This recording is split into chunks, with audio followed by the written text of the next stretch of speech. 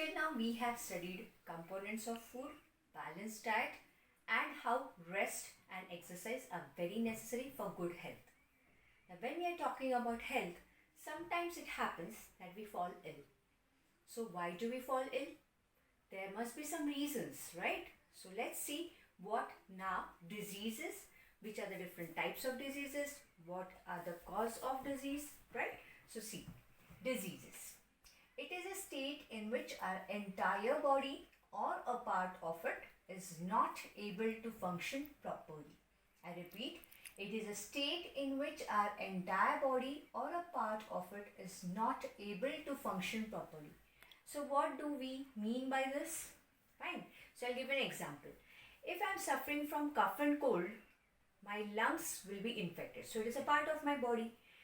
If we are suffering from loose motion, then the stomach is the part of body which is infected, right?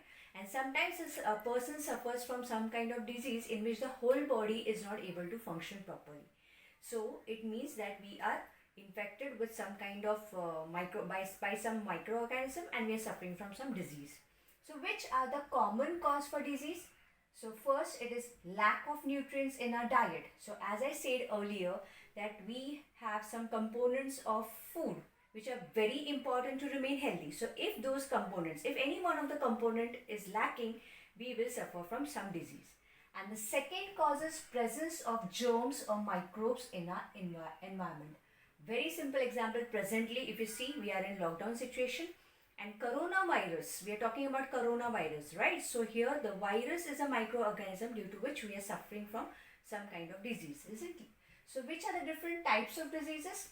So it is communicable disease, that is a disease which can spread from one person to another, and non-communicable diseases, the diseases which will not spread from one person to another. Now, communicable diseases, please remember, they are caused by the spreading of germs from one person to another. So they might spread through contact, cough, sneeze or spitting, right? So these are the communicable diseases which spread by these different ways. Now remember, communicable diseases will have some cause or some microorganism which will cause this disease. So which are they? It is protozoa, bacteria, virus or fungi. So we'll study each one of them again in detail. Students, we have already started with communicable diseases, and we know what are communicable diseases. Communicable diseases, they spread from one person to another, and there are some causative organisms which cause these diseases.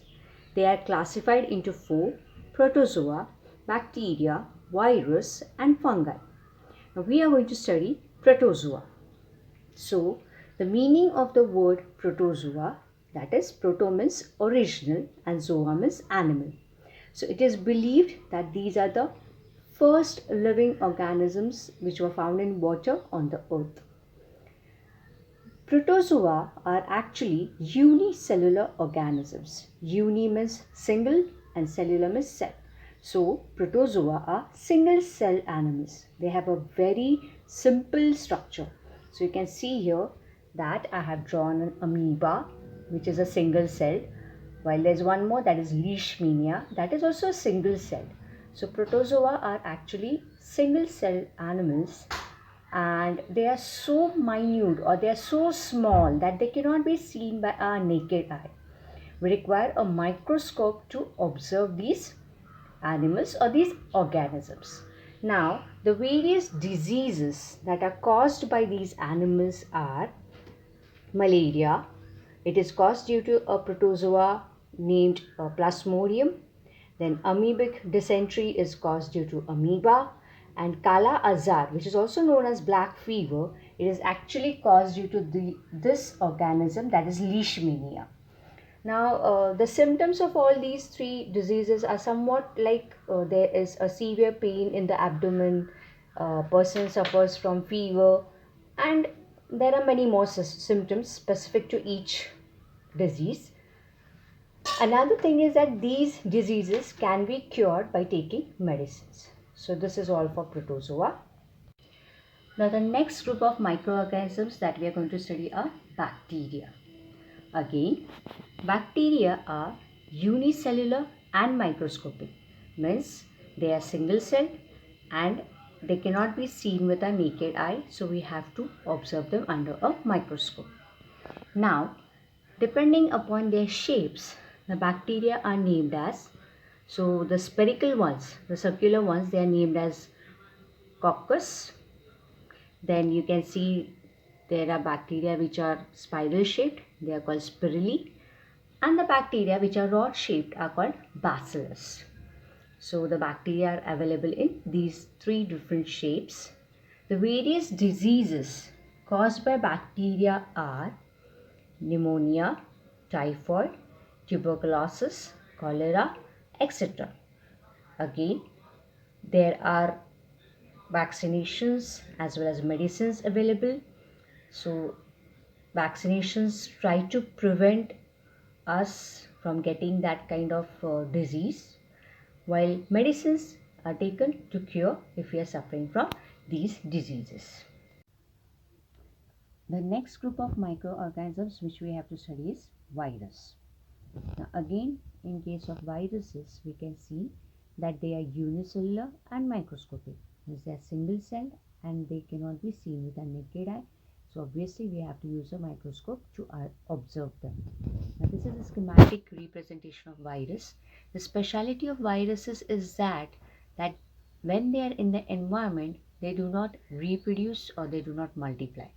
But the moment they get into the host cell, they use the biochemical mechanism of the host cell to reproduce or multiply. The different diseases that are caused by viruses are common cold, chickenpox, polio, measles, AIDS, etc. Now, AIDS, it is caused by a virus named HIV, and basically it interferes with the body's ability to fight infections.